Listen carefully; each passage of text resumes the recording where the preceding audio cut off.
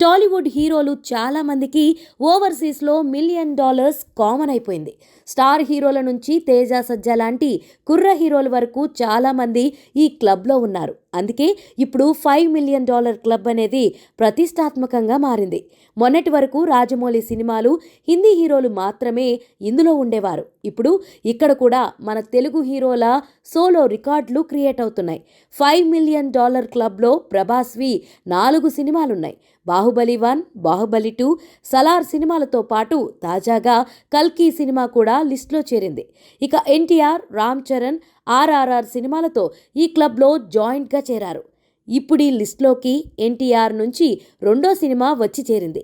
RRRతో పాటు దేవరా సినిమాను కలిగి ఉన్నాడు తారక్. త్వరలోనే గేమ్ చేంజర్ సినిమాతో రామ్ చరణ్ కూడా $5,000,000 క్లబ్లోకి 2వ సినిమాను చేర్చడం ఖాయం.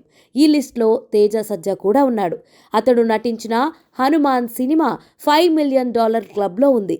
ఇలా టాలీవుడ్ నుంచి 4 హీరోలు $5,000,000 క్లబ్లో ఉండగా వీళ్లలో ప్రభాస్ టాప్లో ఉన్నాడు.